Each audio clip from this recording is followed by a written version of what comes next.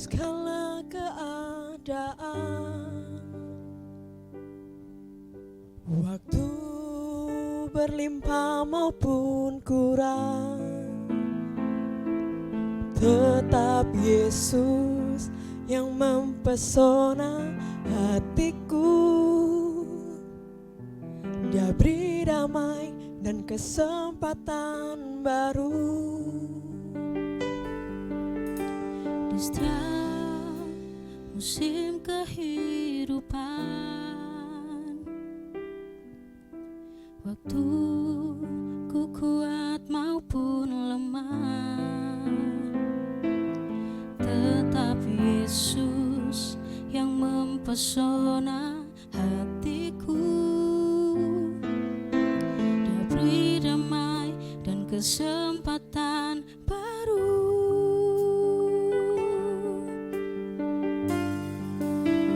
Sekali Yesus, selamanya Yesus. Harapanku takkan hilang, karena kasih-Nya sekarang ku ada.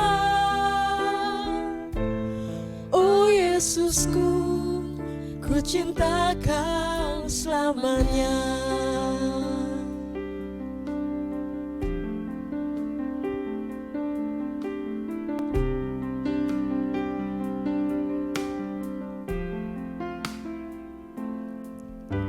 Dalam segala keadaan,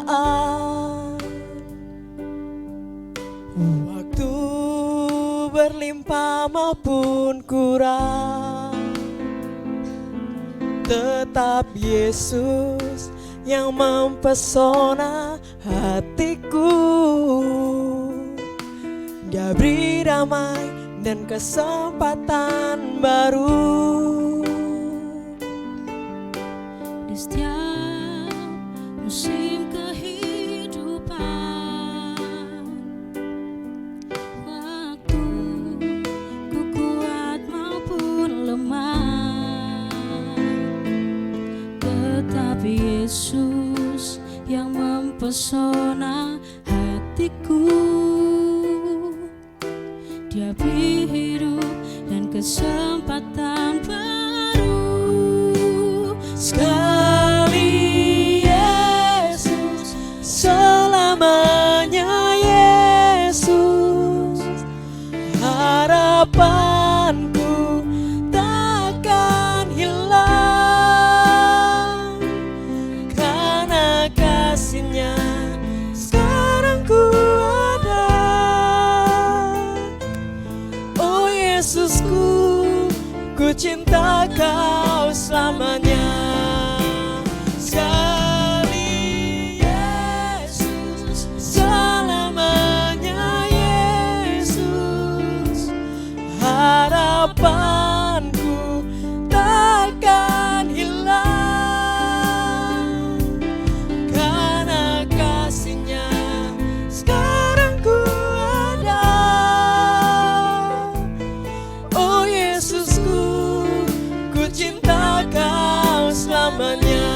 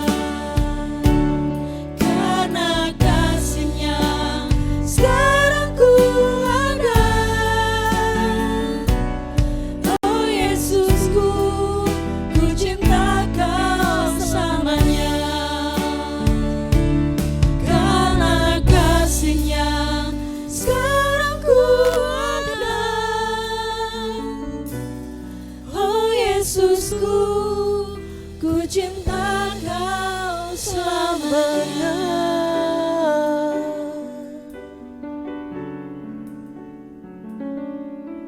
Terima kasih Tuhan.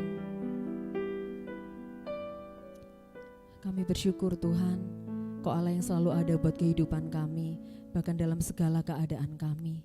Biarlah Tuhan, ini pujian dari hati kami, bahwa sekali Yesus dalam hidup kami mau selamanya bersama dengan Engkau Bapa. Terima kasih Tuhan, biarlah setiap pujian penyembahan kami berkenan dan menyukakan hati Tuhan. Kami memberikan waktu kami juga Tuhan untuk mendengarkan sebagian dari sabda firman Tuhan. Biarlah Engkau memberkati hamba-Mu yang akan menyampaikan kebenaran firman-Mu. Biarlah semua kata-katanya berasal daripada Engkau ya Bapa.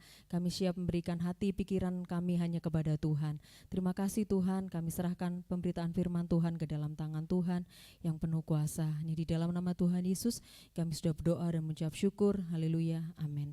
Silakan duduk sidang jemaat yang dikasihi Tuhan.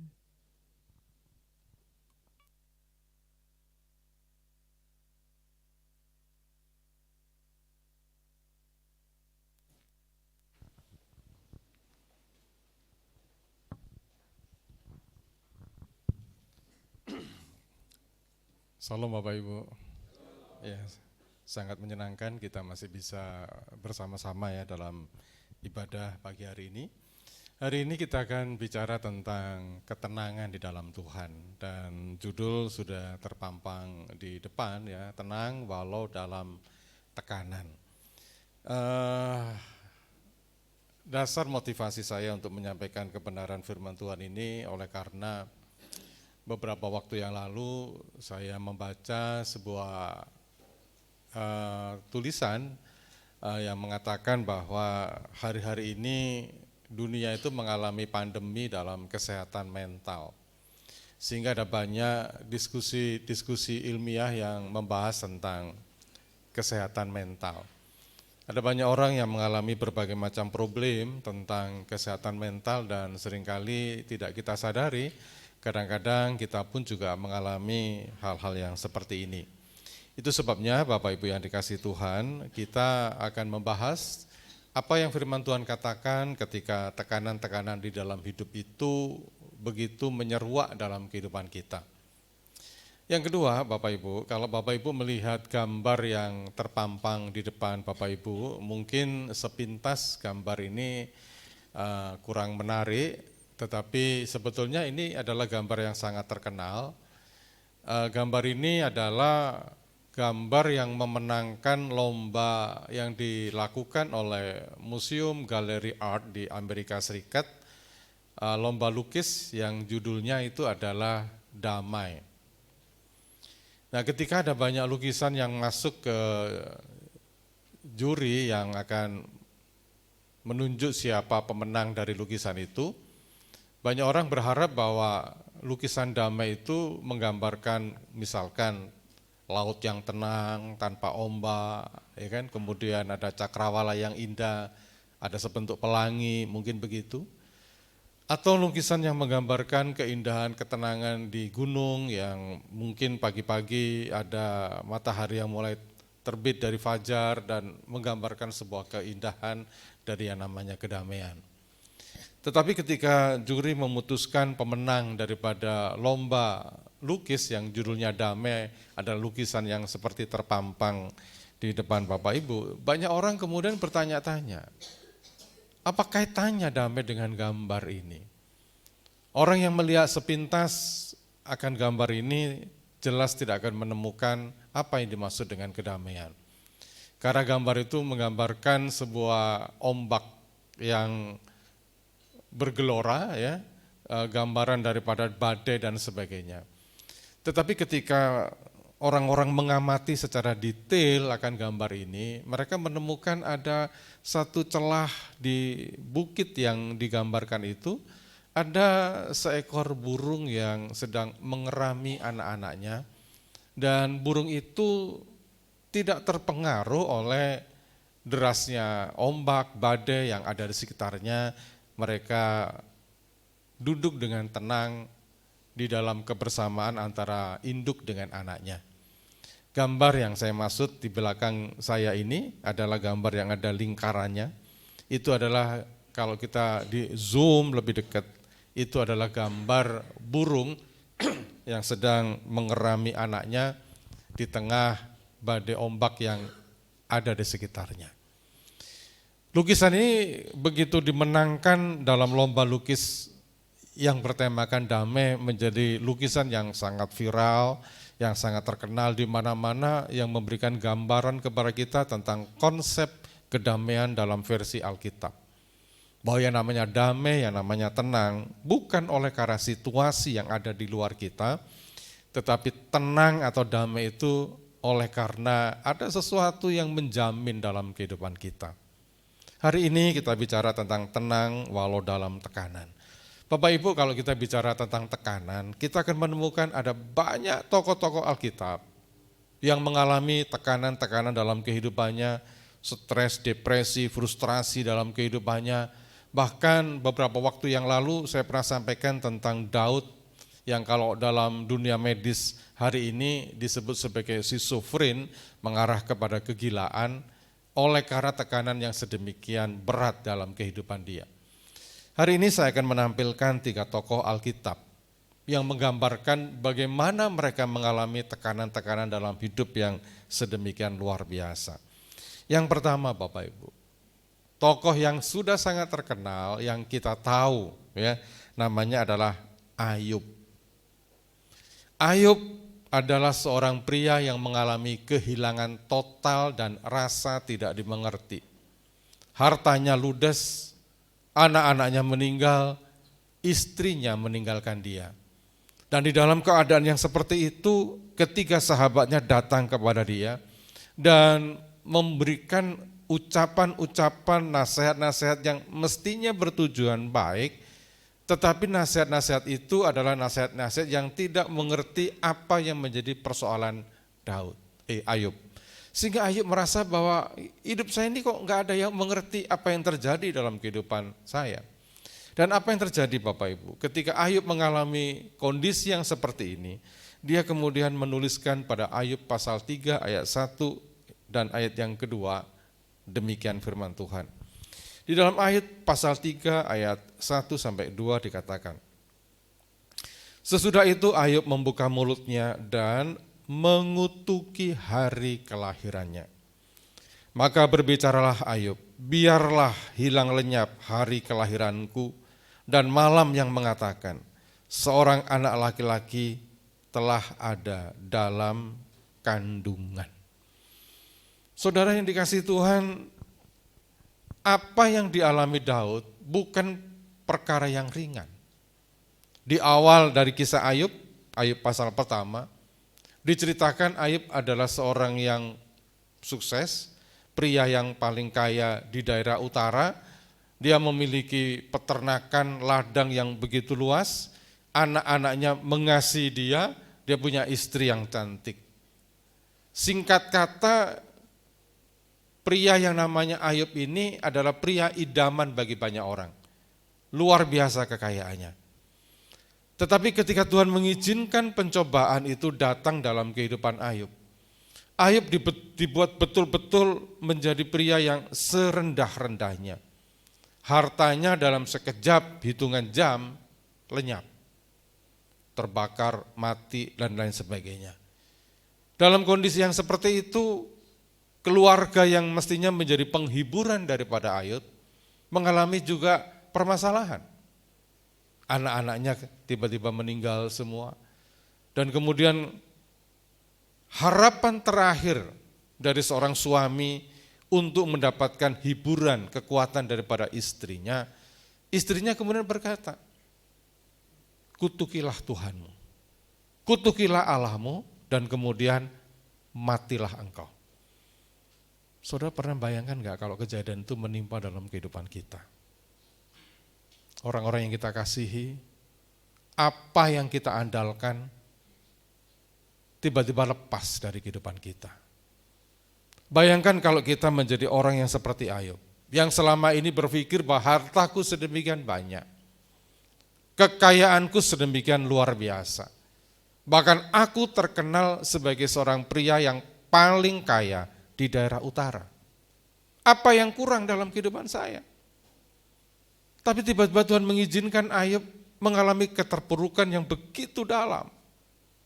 Kekayaannya hanya dalam hitungan beberapa hari, lenyap.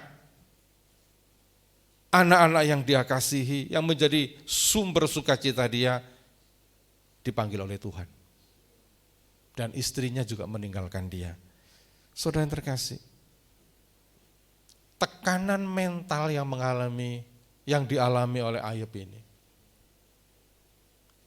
betul-betul membuat Ayub menjadi orang yang tidak ngerti harus berbuat apa. Bahkan dalam kondisi yang terpuruk, ya kan? Ayub mengalami sakit, dan sakitnya bukan main-main. Itu sakit yang menjadi kutukan pada masa itu. Ini lebih parah dari COVID. Kalau COVID, orang tidak akan berasumsi, berpikir bahwa ini adalah oleh karena dosa, itu oleh karena virus. Tapi pada masa itu orang yang kena kusta, itu mendapat tekanan sosial karena engkau adalah orang yang berdosa. Kusta itu identik dengan tidak tahir, dan tidak tahir itu identik dengan dosa. Ini yang dialami oleh si Ayub. Betul-betul dia kehilangan semua yang dia banggakan. Saya yakin di gereja, di tempat ini nggak ada yang pernah mengalami kondisi seperti Ayub. Betul-betul kehilangan semua yang kita punya, yang kita banggakan itu diambil oleh Tuhan. Di dalam kondisi yang seperti ini Bapak Ibu, tidak salah kalau kemudian Ayub muncul perasaan, kenapa Tuhan meninggalkan saya? Kenapa ditinggalkan dalam kesendirian? Terpuruk saya, tinggal di ujung kota, tidak ada orang yang mendatangi dia dalam kondisi yang seperti itu. Dia berharap 3 sahabatnya, kalau kita baca dalam kitab Ayub, ada 3 sahabat. Yang pertama namanya adalah Elifas, ya. Elifas itu orang Teman. Yang kedua adalah orang yang namanya Zofar, ya. Zofar ini adalah orang Naama, dan yang kemudian yang ketiga itu adalah Bildad. 3-tiganya Bapak Ibu mengatakan bahwa Ayub telah berbuat dosa.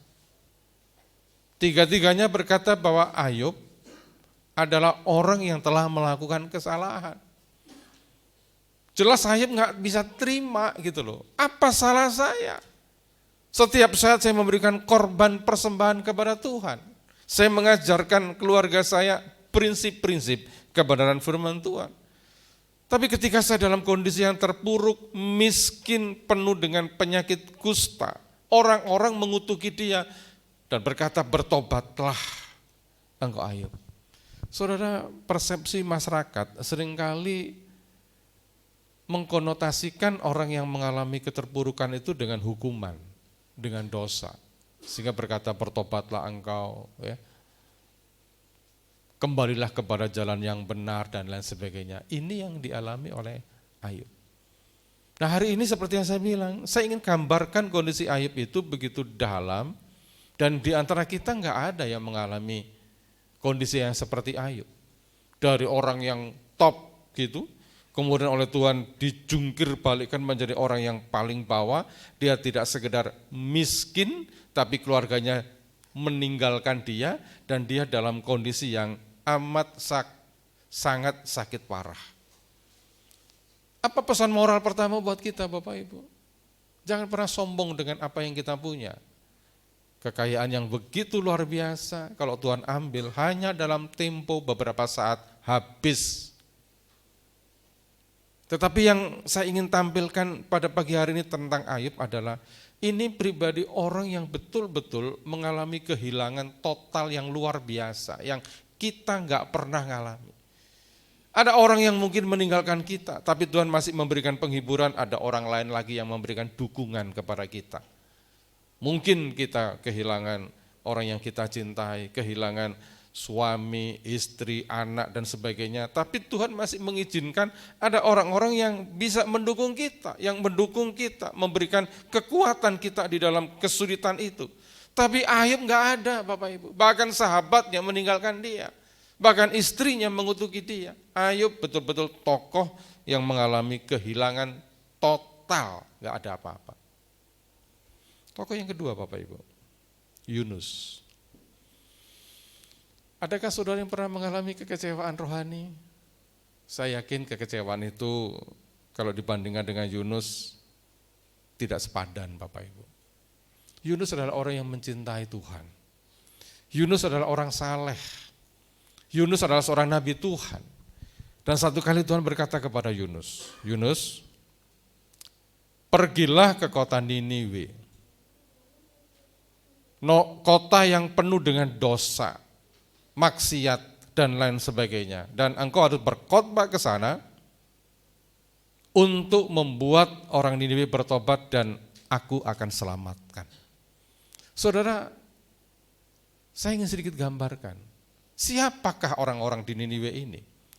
Niniwe adalah salah satu kota besar di kerajaan Asyur. Bahkan mungkin ini adalah ibu kota Asyur. Dan kerajaan Asyur adalah kerajaan yang dibangun atas pembunuhan, pembantaian, dan peperangan yang mengerikan. Israel adalah salah satu bangsa yang ditaklukkan oleh Asyur ini. Saking begitu kejamnya, sampai kota Niniwe pada masa itu mendapat gelar sebagai kota penumpah darah. Jadi kota Niniwe dan negeri Asyur ini identik dengan darah yang berlumuran. Mereka seringkali membantai musuh-musuhnya itu dengan memenggal, memperkosa, membakar, membunuh, dan banyak perkara-perkara yang mengerikan yang dilakukan oleh tentara Asyur terhadap orang-orang yang menjadi musuhnya. Dan salah satu musuhnya adalah Israel. Memang penafsir tidak pernah menceritakan apakah keluarga Yunus adalah merupakan salah satu korban dari kekejaman tentara Asyur. Tapi saya yakin sahabat-sahabat Yunus, saudara-saudara terdekat Yunus pernah dibantai oleh orang-orang Asyur. Jadi Yunus ini begitu benci, walaupun dia hamba Tuhan, tapi begitu benci dengan orang-orang Niniwe. Ini bangsa harus dikutuk, harus dibasmi, harus dibumi hanguskan karena kekejaman yang sedemikian luar biasa. Tapi tiba-tiba Tuhan berkata, Yunus, berangkatlah kamu ke Niniwe. Jarak Yerusalem ke Niniwe itu diperkirakan antara kurang lebih 500 km Bapak Ibu, jauh. Ketika dia berangkat karena hatinya masih mengandung kebencian dan dendam, Yunus tidak mau ke Niniwe. Dia berangkat ke Tarsis. Saudara, kita pernah nggak ya mengalami kekecewaan di dalam hal seperti ini? Kekecewaan rohani. Orang yang kita benci, orang yang telah menyakiti kita, terus di dalam persepsi kita justru orang itu dicintai Tuhan. Justru orang itu disayang Tuhan. Dan kita berpikir, Tuhan kenapa orang jahat kayak begini engkau kasih, engkau cintai, engkau berkati.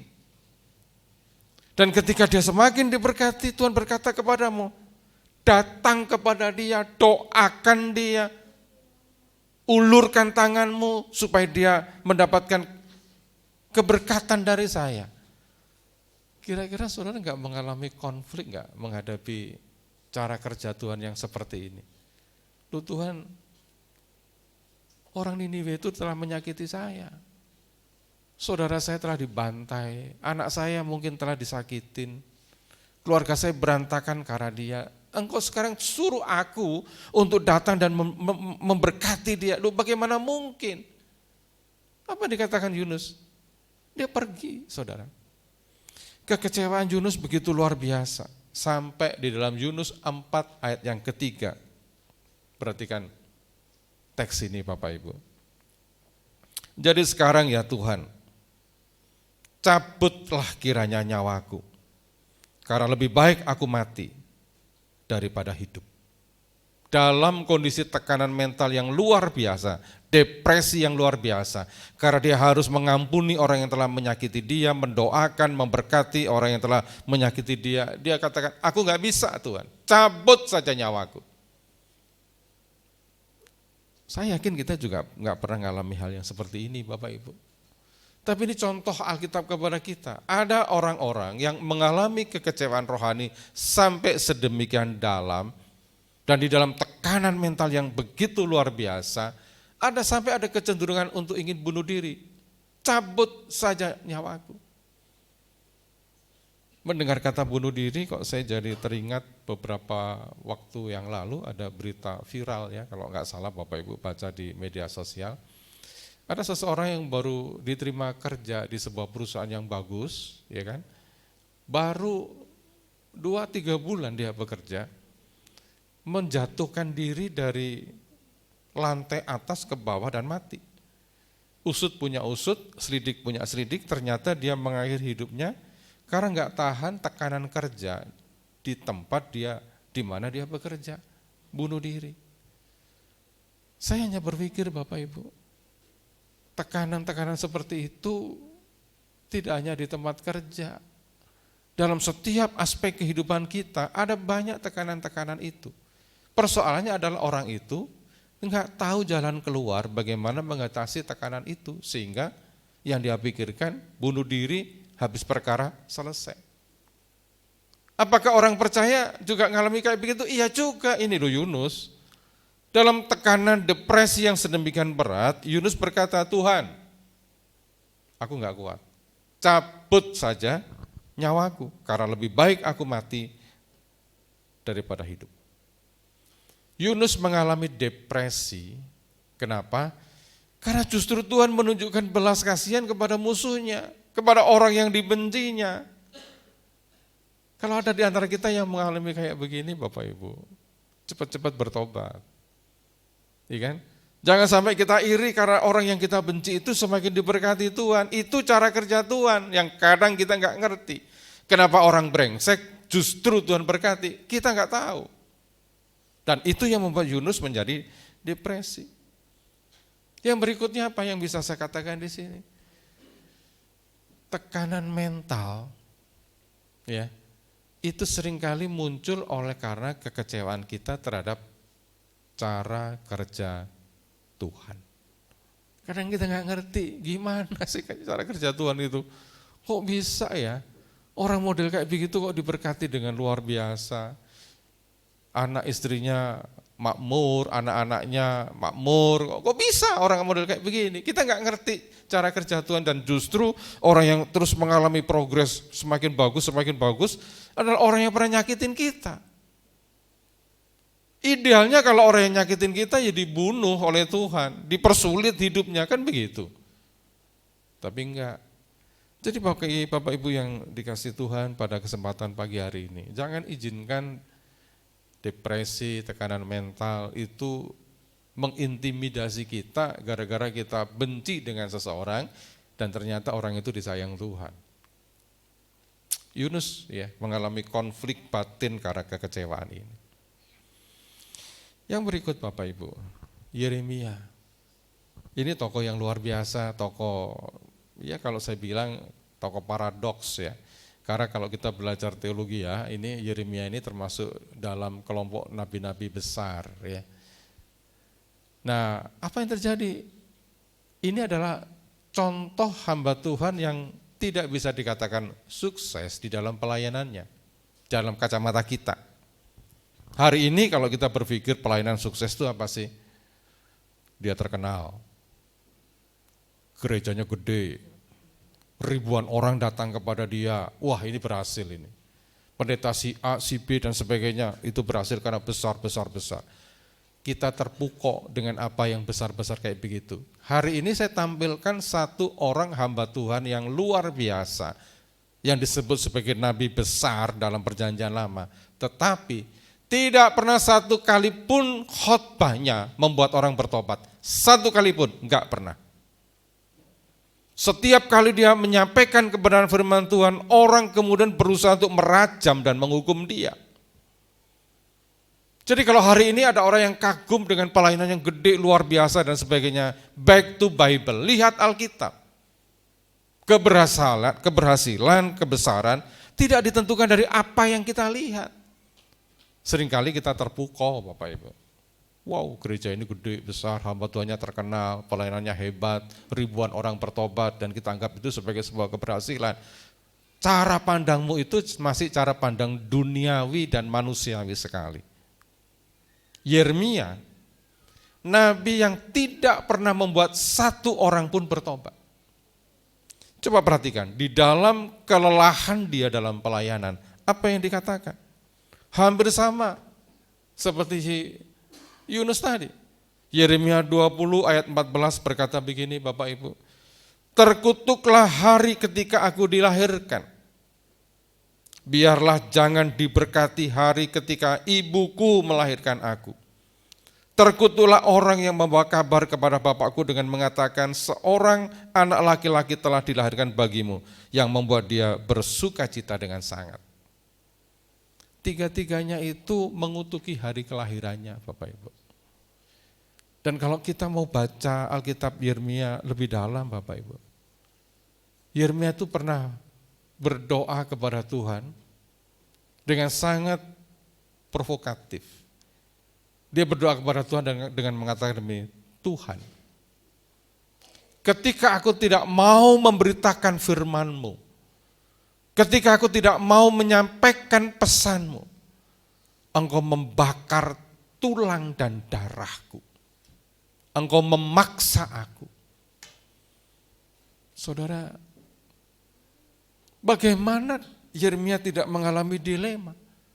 Di dalam pelayanan tidak ada orang yang mendukung dia, tidak ada yang menyanjung dia, tapi Tuhan tetap dan terus mengatakan engkau harus selalu menyampaikan kebenaran firman Tuhan kepada mereka.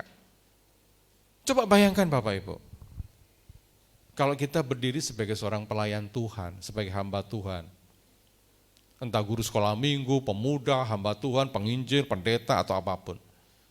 Dan ketika di dalam pelayananmu itu tidak ada satupun orang yang bisa terima pelayananmu, apa kira-kira yang akan Anda lakukan?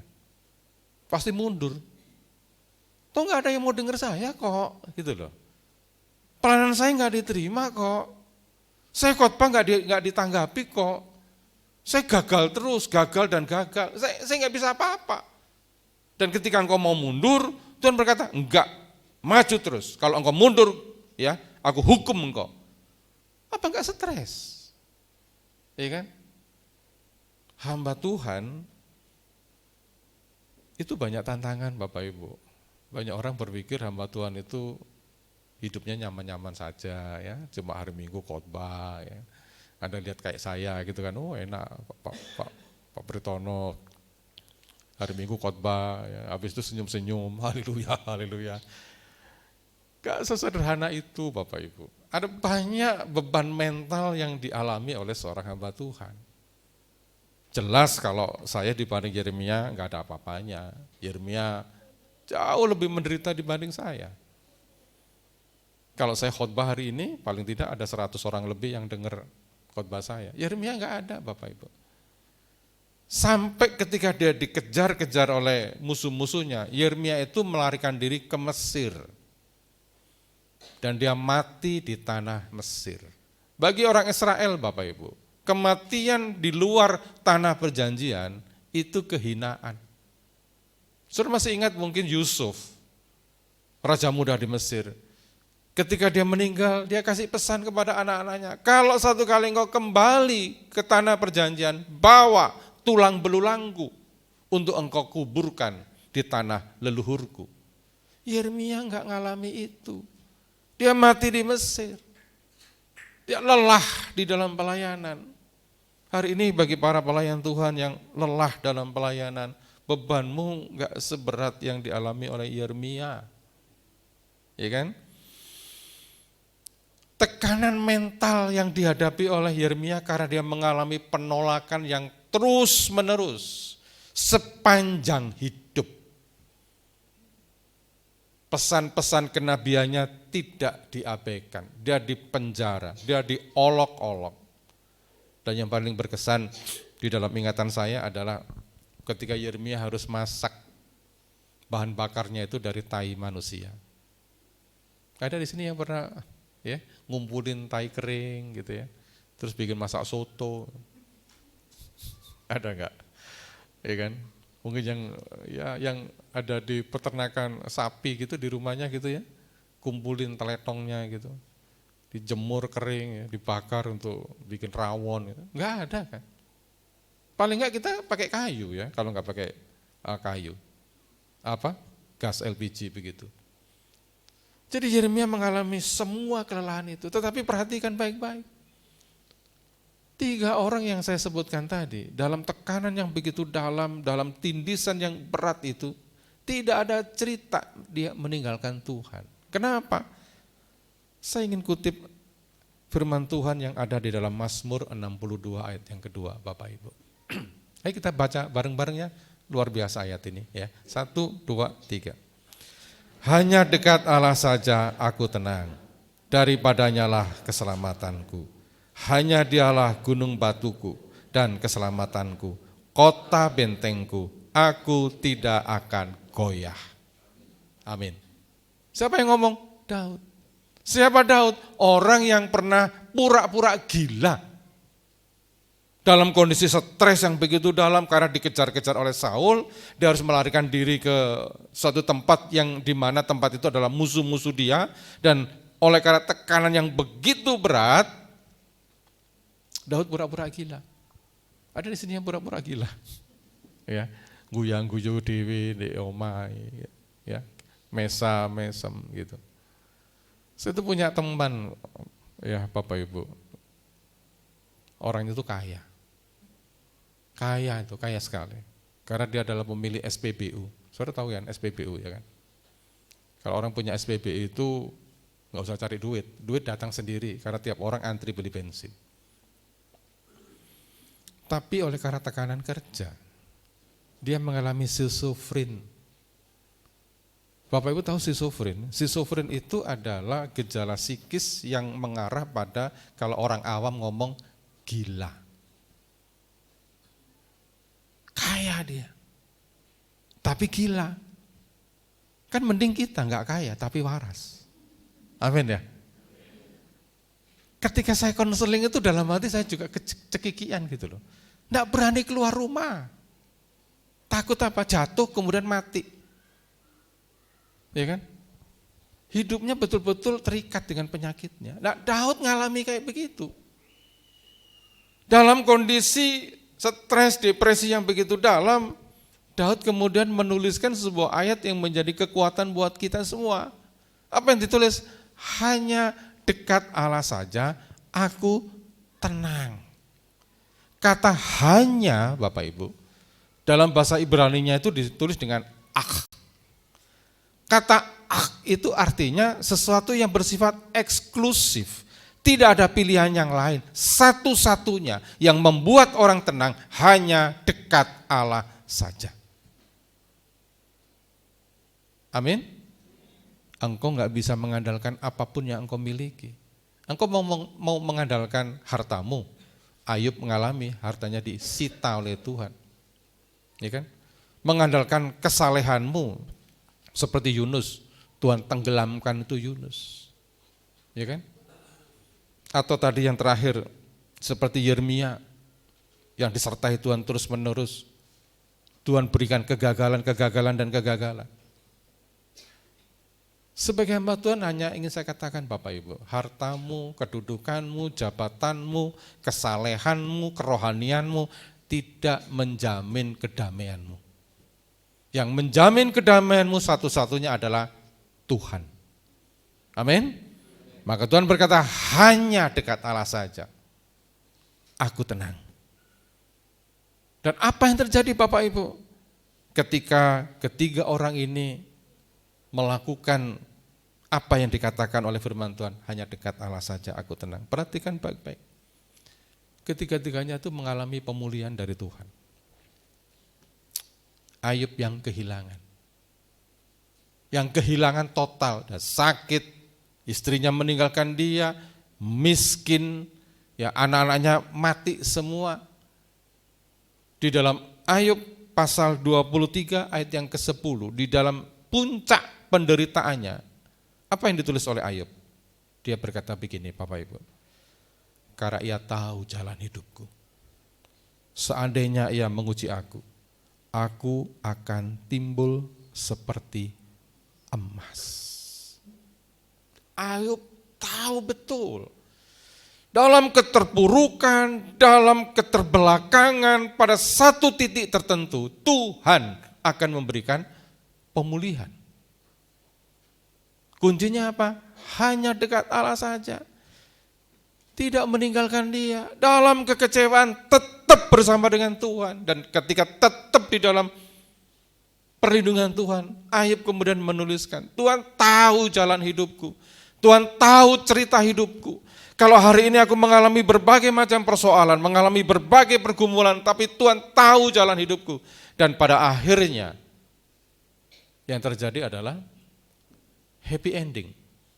Bahwa aku akan timbul seperti emas. Bapak Ibu suka nonton film? Setiap film yang terkenal itu ujungnya selalu happy ending. Pemenangnya adalah si pemeran utama. Hari ini kalau Bapak Ibu suka nonton film, ada film yang sangat terkenal ya, Mission Impossible ya, yang anak muda pasti nonton itu kan. Tom Cruise. Ketika saya nonton film itu, waduh, dari awal sampai 90% tayangan film itu pemeran utama itu mengalami berbagai macam persoalan ya, sampai bergelantungan di atas pesawat lah, tenggelam di dasar laut lah. Tetapi semua penonton tahu bahwa sebelum ada tulisan the end, Tom Cruise pasti menang, ya kan? Jadi semua penonton kan nunggu, kapan selesainya film ini kan? Agak panjang ya, hampir 3 jam. Tapi semua punya persepsi bahwa sebelum ada tulisan the end, selesai, pemeran utamanya pasti menang. Itu yang dialami oleh Ayub. Dalam segala keterpurukannya, dia menuliskan bahwa saya tahu ujung hidupku aku akan timbul seperti emas. Ada di sini yang mengalami kayak Ayub Bapak Ibu, kehilangan semuanya, merasa sendiri, lonely, ya, papa, nggak punya apa-apa. Saya kasih tahu, kalau engkau tetap dekat sama Tuhan, ujung hidupmu, engkau akan melihat berkat Tuhan yang luar biasa. Amin. Yang kedua, Yunus yang kecewa. Saudara, kalau ketemu dengan orang yang kecewa kepada kita, sikap kita kayak apa? Ngapain gua urusin, kan begitu kan? Lu udah kecewain saya, kan gitu kan? Udah mati-mati sana, kan begitu. Tapi sikap Tuhan kepada Yunus beda. Walaupun Yunus kecewa terhadap rencana Tuhan, perhatikan ayat ini Bapak Ibu. Yunus 4 ayat yang ke-6 saya akan bacakan. Lalu atas penentuan Tuhan Allah, tumbuhlah sebatang pohon jarak, melampaui kepala Yunus untuk menaunginya, agar ia terhibur dari kekesalan hatinya. Yunus sangat bersuka cita karena pohon jarak itu. Orang yang kecewa kepada Tuhan, tetap Tuhan perhatikan, tetap Tuhan pelihara. Bahkan dalam kondisi dia kepanasan, firman Tuhan katakan Allah menentukan tumbuh sebatang pohon jarak. Kecil itu Bapak Ibu. Tapi itu bukti penyertaan Tuhan atas Yunus. Engkau kepanasan, oke, aku tumbuhkan pohon jarak untuk menaungi engkau supaya engkau enggak kepanasan. Ini orang yang kecewa sama Tuhan. Kalau ada orang kecewa sama kita, apa yang kita lakukan? Enggak peduli. Cuek. Kalau perlu kamu mati aja lah, kan begitu kan? Tapi enggak Bapak Ibu. Ketika Yunus tetap dekat dengan Tuhan, perkara yang sekecil itu Tuhan tunjukkan pemeliharaannya. Saya tertarik sekali dengan kalimat pada bagian yang pertama itu Bapak Ibu. Lalu atas penentuan Tuhan. Kadang kita nggak bisa berpikir sampai sedetil ini. Bahwa pohon jarak yang tumbuh, yang menaungi kepalanya, ternyata itu atas penentuan Tuhan. Pernah nggak saudara berpikir bahwa ketika engkau mendapat berkat yang kecil saja, ada orang yang memberikan engkau sepasang sendal yang tidak berharga, ada orang yang mentraktir engkau sebungkus pecel yang mungkin harganya cuma 8.000, ada orang yang memberkati engkau dengan baju yang mungkin kurang bagus, tetapi semua itu terjadi atas penentuan Tuhan untuk memelihara kehidupanmu. Amin. Kadang-kala kita mudah bersyukur kalau kita mendapatkan sesuatu yang gede, yang besar. Kalau dapat berkat 10 juta, 20 juta, oh haleluya, terus saksi ke depan. Tuhan luar biasa. Tapi hari ini saya ingin sampaikan bahwa hal-hal yang kecil itu pun Tuhan tentukan buat kita. Amin. Kalau hari ini nanti saudara pulang dari gereja, tiba-tiba ada tetangga yang kasih apem cukup 2, saudara, itu tidak kejadian yang biasa-biasa, itu atas penentuan Tuhan. Engkau boleh kecewa kepada Tuhan, engkau boleh sakit hati sama Tuhan, tapi Tuhan tidak pernah kecewa terhadap engkau. Dia tidak pernah sakit hati. Yang berikut, Yeremia yang letih, saudara. Yeremia yang letih dalam pelayanannya. Ada di sini yang letih dalam pelayanan dan kepingin mundur. Oh banyak Bapak Ibu. Saya tuh kenal hamba Tuhan yang sangat-sangat senior, jauh di atas saya, luar biasa. Dia pernah curhat sama saya, capek saya Pak Bertono jadi hamba Tuhan, pengen meninggalkan pelayanan. Yeremia yang letih lesu dalam pelayanan. Bagaimana respon Yeremia? Perhatikan di dalam rapat Ratapan 3 ayat 22. Alkitab yang baru namanya Ratapan. Kalau Alkitab yang lama dulu ya mungkin orang-orang yang seangkatan saya tahu kitab itu namanya Nudub Yeremia. Itu Pak Yanto masih ingat gak itu ya? Ya, Nudub Yeremia. Jadi ratapannya Yeremia. Di dalam ratapannya apa yang dibilang Yeremia ini Bapak Ibu? Ratapan 3 ayat ke-22 dia berkata begini. Tak berkesudahan kasih setia Tuhan. Tak habis-habisnya rahmatnya. Selalu baru tiap pagi, besar kesetiaanmu. Saudara, sanggup gak ngomong kayak begini ketika engkau mengalami kegagalan terus menerus? Gagal dalam segala hal dan engkau tetap bisa berkata, tak habis-habisnya rahmatnya Tuhan. Sanggup gak? Yeremia sanggup Bapak Ibu. Apa yang membuat 3 orang ini begitu perkasa dalam iman mereka? Karena ada satu konsep dalam hati dan benak mereka. Ketenangan hanya didapatkan ketika dia dekat dengan Tuhan. Bagi kita semua di sini hari ini yang mengalami kegalauan, kekecewaan, kecemasan, satu kuncinya, dekatlah sama Tuhan. Engkau akan mendapatkan ketenangan. Silakan tim musik. Dekat saudara. Sekali lagi saya bilang dekat sama Tuhan. Tidak ada sesuatu yang bisa kita banggakan. Uangmu boleh banyak. Jabatanmu boleh tinggi. Namamu boleh populer terkenal. Tapi itu tidak menjamin kedamaian yang sejati.